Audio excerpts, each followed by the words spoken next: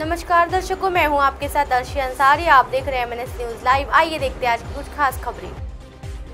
अफसर को पता था जेल में है मोबाइल, निलंबित PSI से पूछताछ, चौंकाने वाली जानकारी मिली। जेल से संचालित होने वाले अपराध और उगाही में जेल अधिकारी भी लिप्त थे। उनकी सहमति से ही मोबाइल का इस्तेमाल हो रहा था। जेल रैकेट के सूत्रधार निलंबित PSI प्रदीप नितवाने द्वारा पूछताछ में इस आशय की जानकारी दिए जाने का पता चला है। गयत होगी क्राइम ब्रांच ने बुधवार को प्रदीप को गिरफ्तार करके 16 सितंबर तक हिरासत में लिए हैं।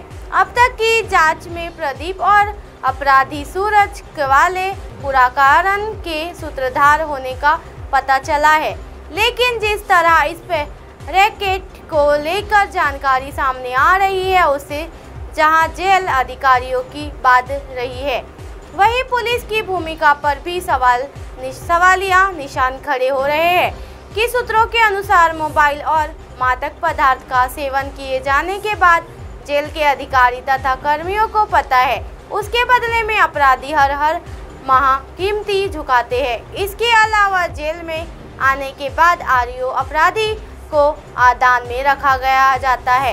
यहाँ किसी को भी 2-3 दिन से अधिक नहीं रखा जाता है, लेकिन कई अपराधी लंबा वक्त यहाँ बिता देते हैं। बैरक के बदले में यहाँ सुविधा और सफाई अधिक होती है। इस वजह से अपराधी प्रतिद्वंद से खतरा होने का बताकर बैरक में नहीं जाते हैं। सूत्रों के अनुसार प्रदीप ने पुलिस को कई चौंकाने वाली जानकारी दी है। हालांकि जांच से जुड़े अधिकारी कुछ भी बताने से बच रहे हैं। मोबाइल चोर चलती ट्रेन के बाहर लटकाया।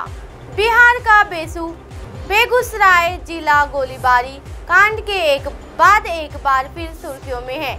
इस बार एक कांड एक वायरल वीडियो लॉग के बीच चर्चा का विषय बना हुआ है। इस वीडियो में नजर आ रहा है कि एक युवक ट्रेन के बाहर खिड़की से लटका हुआ है और अंदर बैठे लोगों से वो हाथ नहीं छोड़ने की गुहार लगा रहा है। ट्रेन से लटका शख्स स्थानीय भाषा में कह रहा है कि मुझे मत छोड़ना वरना मैं मर जाऊंगा। घटना सोनपुर कटिहार रेलखंड साहेबपुर कमाल स्टेशन की है। यहाँ 2-4 सत्यम कुमार नाम के रेल यात्री का मोबाइल चुरा कर भाग रहे थे। एक चोर 2 फरार होने के कामयाब रह गया, मगर दूसरे चोर को यात्रियों ने ट्रेन की खिड़की से पकड़ लिया। ISI दौरान ट्रेन चल पड़ी। बताया जा रहा है कि चलती ट्रेन से मोबाइल चोरी करने वाले व्यक्ति को कई किलोमीटर दूर तक यूं ही खिड़की से लटकाया रखा गया। वीडियो में ट्रेन से लटकाया हुआ शख्स स्थानीय भाषा में कह रहा है, हाथ मत छोड़ना भैया, हाथ टूट जाएगा, हाथ मत छोड़ना नहीं तो मैं मर जाऊंगा। खिड़की के पास से छीना था मोबाइल। जिस यात्री और यम कुमार का मोबाइल चोरी हुआ था, उसने कहा, मैं बेगूसराय से सफ़र कर रहा था और खिड़की के पास बैठकर बातें करने दौरान मेरा मोबाइल छीन लिया गया। मोबाइल छीनकर चोर ने अपने साथी को दे दिया, छोड़कर दूसरे साथी को अन्य यात्रिका ने पकड़ लिया। पकड़े गए चोर को GRP थाने में सौंप दिया गया। सुप्रीम कोर्ट ने कहा, हम कुरान के व्याख्याकार नहीं। कर्नाटक में हिजाब प्रतिबंधक का मुद्दा। उच्चतम न्यायालय में गुरुवार को कहा कि वो पवित्र कुरान का व्याख्याकार नहीं है और कर्नाटक हिजाब प्रतिबंधक मामले में उसे सामने ये दलील दी गई है कि अदालतें धार्मिक ग्रंथों की व्याख्या करने के लिए सक्षम नहीं है। शीर्ष अदालत कर्नाटक के शैक्षणिक संस्थाओं में हिजाब पर प्रतिबंध हटाने से इनकार करने वाले कर्नाटक उच्च न्यायालय के फैसले को चुनौती देने वाली याचिकाओं पर के सुन रही थी। इसने ये टिप्पणी तब की जब एक याचिकाकर्ता के वकील ने कहा कि जिस निर्णय को चुनौती दी गई है वो इस्लामी और धार्मिक दृष्टिकोण से संबंधित है।